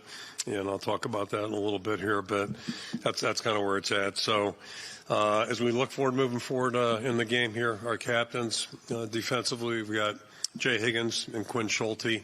Offensively, we've got Luke Lachey and Cade McNamara. Those will be our four captains going out for the toss. And then transitioning to Illinois State, obviously a good program. They were 6-5 last year. Of those 5 losses, I think 4 of those were by 8 points total. So played in a lot of close games. Coach Mack's been there since 2009. I've known Brock for quite some time. A lot of respect for him as a player back in the 80s when he played at Purdue. Outstanding player for him there, and he's had a great career in coaching. Certainly was a big part of the success Purdue had when Joe Toller was the head coach there. When we got here, they were awfully tough to beat, and Brock was a big part of that, being the D coordinator. Gotten to know him over the years, outstanding person, just a really good football coach. And then if you look broader, a lot of the guys on the staff have experience at Illinois State, so they've got an identity. It's no big surprise. It's a veteran staff for the most part, and I think they have a good idea what they want to do, what they want to accomplish. So a lot of respect for them that way. And then, football-wise, they've got a lot of returners back. On both sides of the ball, plus special teams or specialists are back for the most part. Pretty balanced offensively, run pass. They get the ball pretty quick, so it's hard to get to their quarterback. Defensively, it's a little bit of a different preparation because they've got a 3-man front, and we've been practicing against 4 basically all camp. So some adjustment there. And then, as you might imagine, they've got a good pressure package. I think we had one of Brock's blitzes up on our board for about 3 years. I think it was 02, 03, 04. One of those memorable ones. So, again, I'm sure we'll see some things on Saturday that'll be a challenge for us. And as I mentioned, their specialists are back on special teams. So, good football team. We expect them to be a really tough competitive football team like they have been in the past. So that's what we've got to get ready for here. Just transition real quickly, and I'll throw it out for questions. But just thrilled that the kid captain program is still in effect. I believe this is the 16th year. I think it was 09 when they started that, and it's just a really, really good concept. A really nice way to honor some special people. And this week it'll be Carter Schmidt, who is from Coralville. His grandfather, Kent Ellis, was actually a captain here in 1980. So a little connection to the program that way. And Carter had a rare form of leukemia early in his life, and had a bone marrow transplant right before his first birthday. And has been treated since, and looks like he's in great shape. He's been pronounced clear and cured, so really happy about that. And he's a very active 8-year-old right now, likes to ride his bike, and very involved in sports. And then the last thing, just want to pay tribute to Don Sucky. He played here in '56, and Don passed earlier in this month from Belle Plaine. Played center on the '56 team, second team All-American, first team All-Big Ten, and served as an honorary captain back here in '04 for our Kent State game, and just a first-class guy. So had a really long, productive life, and our feelings to his family, certainly. Just a great guy. So that being said, I'll throw it out for questions. Adam Jacoby, Hawkeye Beacon. Thanks for your time today, Coach. The depth chart that just came out, Kamari Moulton at RB1 is probably the splashiest update there. How has he ascended to that spot, and what are you looking to see from guys like DeShaun and Caleb? Yeah, I figured that might get everybody's attention, but it's more a byproduct of what's going on. Two things, really. DeShaun's missed some time. He's had an injury that nagged pretty much throughout camp. So Kamari got a lot of work this August, and the other component there is Kamari's really done a nice job, and I think I kind of mentioned that or alluded to that back in December. Even he really started to look comfortable and did a lot of good things. Did a good job in the spring, and has really just been really consistent all the way through August. So they're all going to play, but he's really done a nice job. LeSean's only been back, maybe 8-10 days, and it looks like he's good to go. But it was just he had a really long, nagging injury. It just took a while to get worked through, but happy he's back. And the other guys have done a good job, too. So really, I feel pretty good about the group, but anxious to see him play, and Kamari especially. We haven't really seen him go in game activity. John. Kirk, Tyler Tashman with the Des Moines Register. I think this offseason you alluded to Michael Penix Jr. in the context of Cade, and Michael Penix was someone that had major surgical repairs and came back, and was not that those two guys are exactly the same, but can you just kind of expand on maybe the context of how you see guys coming, the ability to come back from multiple major injuries? Right. Yeah, I'll put it in the context that, I've sat in a lot of meetings, medical meetings and academic meetings, but a lot of medical meetings since, 26 years now. We had one last night. So I don't pretend to know anything about medicine, but, you listen and you pay attention, and then also you witness things. And I can go back just the contrast between the 80s, 90s, and now, the way all injuries are different now. Certainly an ACL repair is much, much different than it was 40 years ago. Labral surgeries have come a long way. Most of them are arthroscopic. So, but the bottom line is this, ACL repairs is our experience that, it just takes time to get them back. And Cohen came back, Entringer came back from his in record speed. That's at one end of the spectrum. Sometimes they're slower. I think they're different for every individual, just like any injury. And, but the bottom line is, a player has to get confidence in his body and confidence that he can do what he has to do to perform whatever his position may be. So, it's, I don't want to say routine, nothing's routine medically, but it'd be really unusual for a player to be, I think, deterred from an injury like what Cade had. And it was a very clean repair. Again, I'm no expert on medicine, but, it's always good when they say everything is clean, really nice repair and that type of thing. Then it's just a matter of time for the physical component, and then also, where a player gets the confidence. And I think it was that open scrimmage was really the first time I saw him look like, he just kind of put it aside, and then we've seen a lot of those pictures since then. So I think he's more than ready to go and really confident in his body. John Seppi, Cedar Rapids Gazette, obviously a little different this week with you not being there on Saturday. Yep. How do you kind of prepare for that, and what's kind of your approach at that wide receiver spot in terms of who's spending the most time with them? Yeah, so a couple things. Those are things we're working through this week and really haven't talked much about it. We'll start that tomorrow, and then Thursday's our day to really kind of, talk about all those things.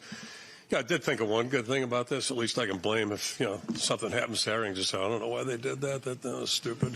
So maybe there is a positive here in this whole deal. But in all seriousness, no, I think it's going to be pretty much business as usual. Tim would be the guy I go to refer on, what do you think about this, and this on offense? Phil, LeVar, and, Seth will do the same thing. We talk about a lot of things on Thursdays about what we do, four down territory, all those kinds of things, this situation, that situation. But the only missing part is, when you get in a game, sometimes there's a feel that flies in the face of maybe what you decide on Thursday, and sometimes you just got to make a call and go with a gut instinct. So, if that be the case, Seth will do a great job with that. He will have the final say on all that stuff, but we'll talk a lot of those things out, and then the receiver thing will work out internally. As I said last week, we got a really good staff, and the guys, young and old, the full-time coaches, but also the GAs, part-time guys, and we'll get it done. We'll cover that. David Eichel, HawkeyeInsider.com. Kirk, TJ Hall listed as cornerback 2. There's no doubt that John Nestor is probably going to get some significant time, and DeShaun Lee. But what were maybe one or two things that ultimately gave TJ Hall kind of that, maybe just that extra little edge over the other two? Probably just a little bit of consistency, and it's gone back and forth. It's a little bit like the running back position. Difference is that most of those guys have been available. The four corners have been competing and practicing, so probably a little consistency thing, but it's still really close. We have a lot of positions right now where, we got to start somewhere Saturday and start somewhere this week when we practice with our first team.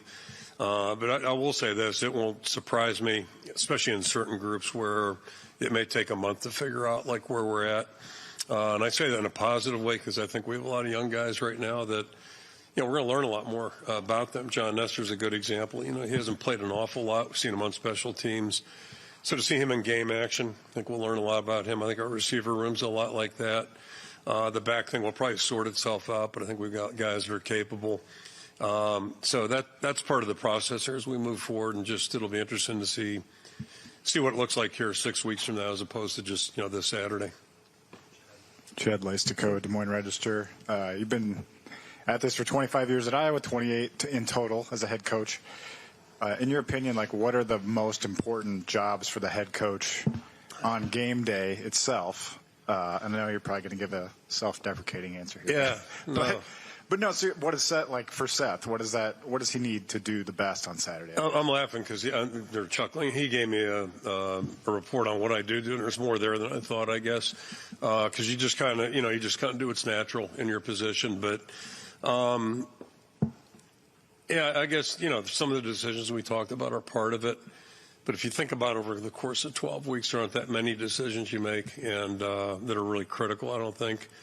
But you just try to keep things in an even flow. I think, probably try to keep everybody's mood or approach in an even flow, too. And, if we're getting a little bit higher here or down here, you got to try to balance things out a little bit and just try to make sure everybody's focused on what they do. But, really in all seriousness, I don't mean this in a,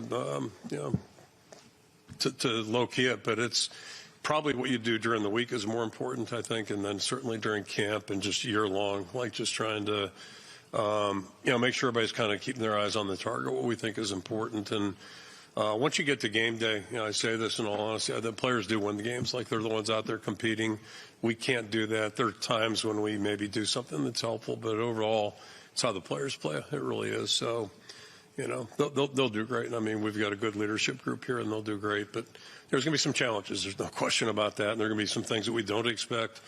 So we just got to, kind of stay centered and just stay on course here.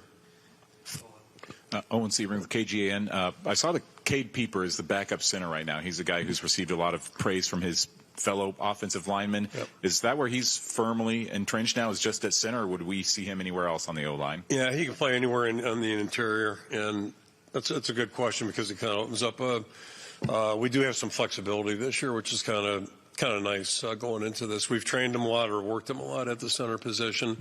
Logan's not going to be here forever, so he's really done a good job there. But, Tyler jumped in last year. Ellsbury jumped in and did a really nice job. Tyler's worked all 5 positions, and it's not often you can say a guy can do that, but I think he can do that pretty effectively. He's got a lot of experience and practiced well. Nick Young's got the capability of playing a couple spots.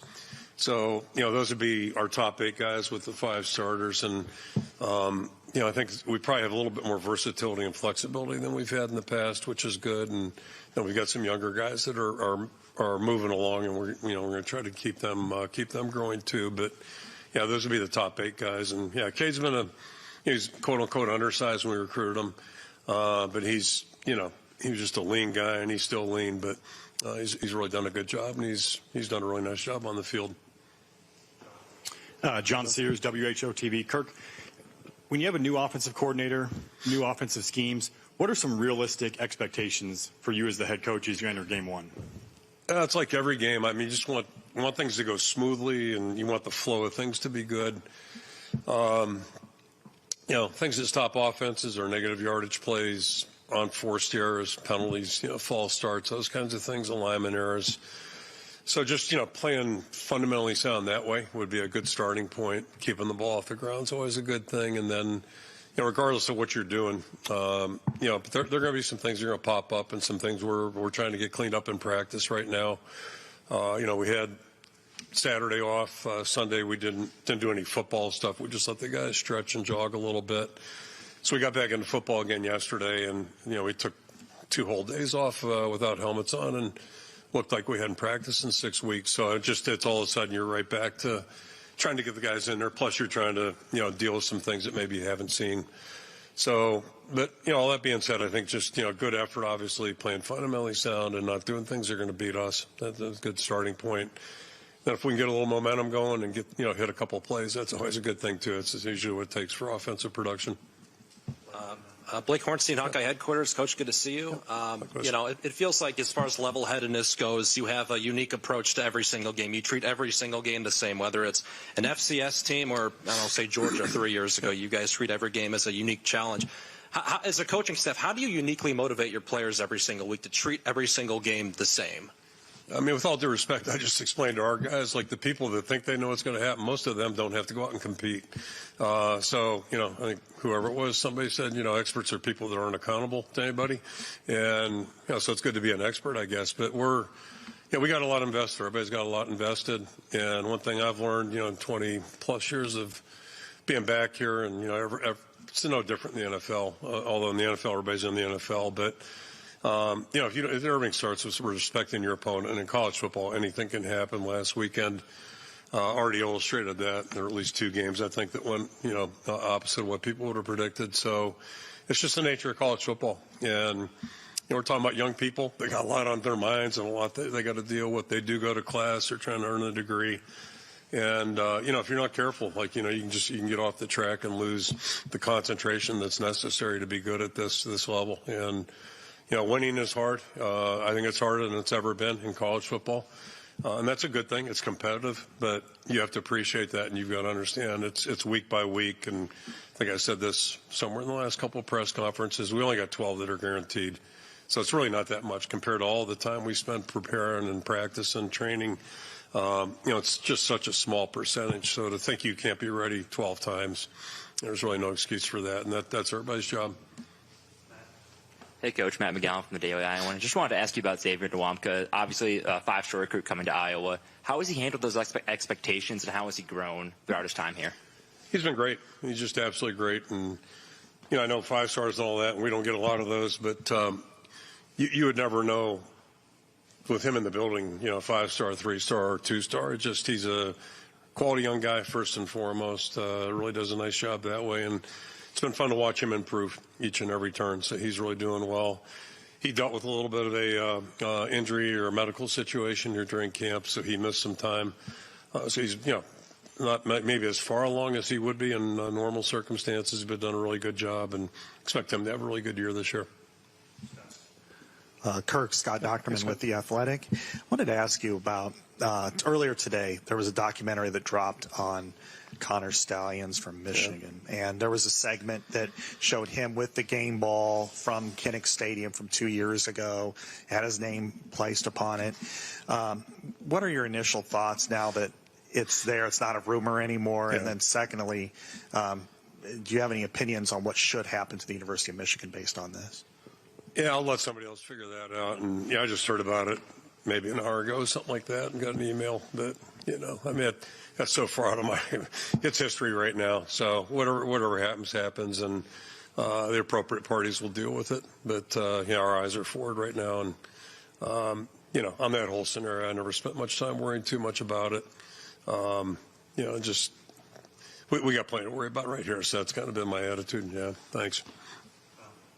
Kirk, Tom Kakert, Hawkeye Report. Wanted to ask you about Reese Vanderzee and his appearance on the two deeps as a true freshman, and kind of dovetailing off that too.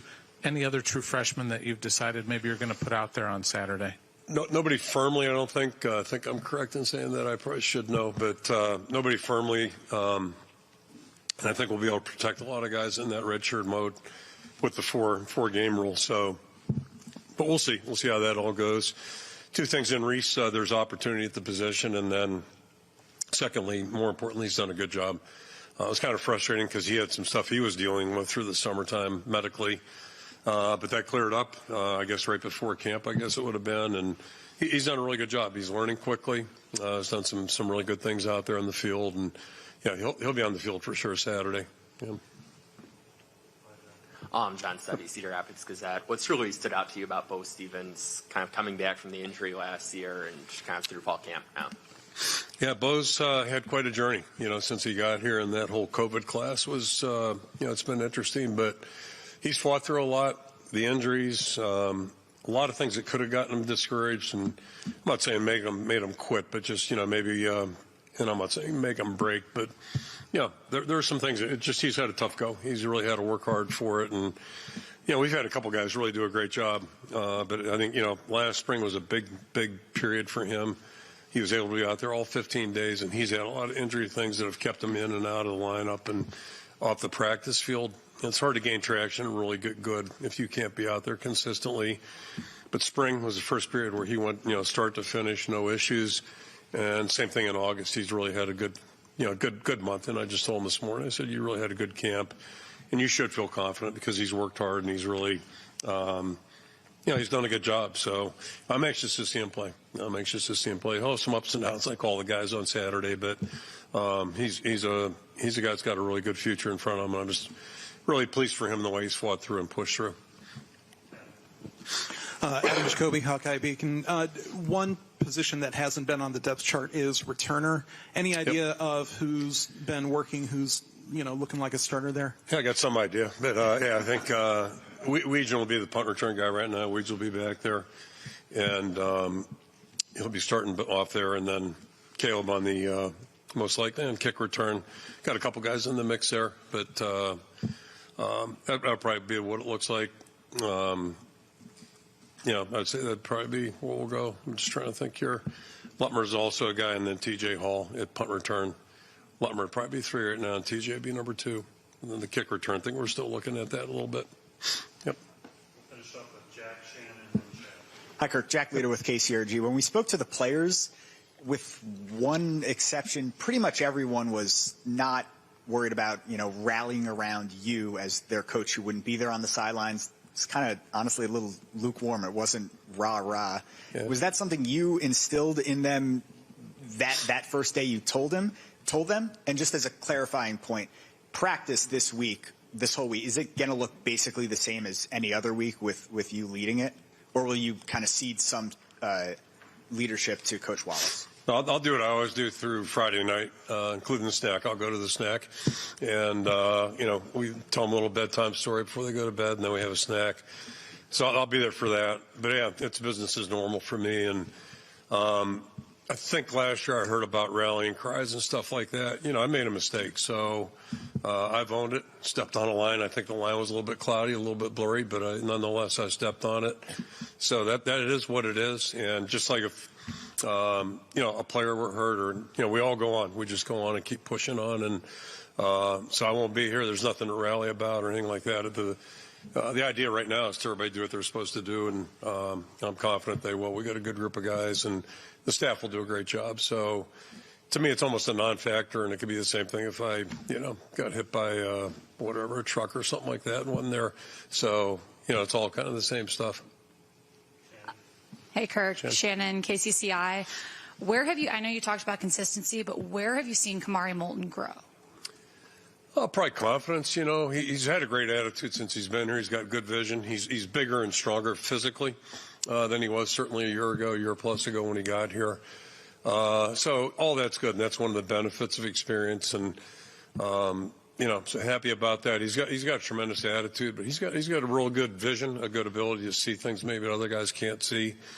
And that's been pretty consistent. It really started showing in December when we were doing more work with the guys. He'd been on the scout team most of the time last year, so it seemed like he was, maybe a guy who could pop through here a little bit, and I think he's certainly done that in August. And again, I envision us playing, a lot of the guys in the group, and Max White's done a good job too. So I feel like it's a good group that way, and we'll just kind of see how it plays out as we keep going forward. And history would say we never have too many backs, that's for sure.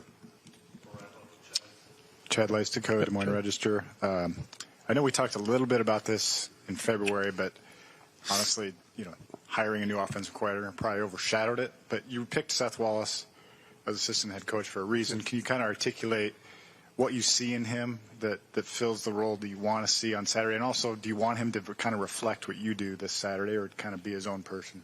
I'll start there. I mean, he's got to be himself. That's the most important thing. And if I've learned anything in coaching, like my mentor is very different personality-wise than I am.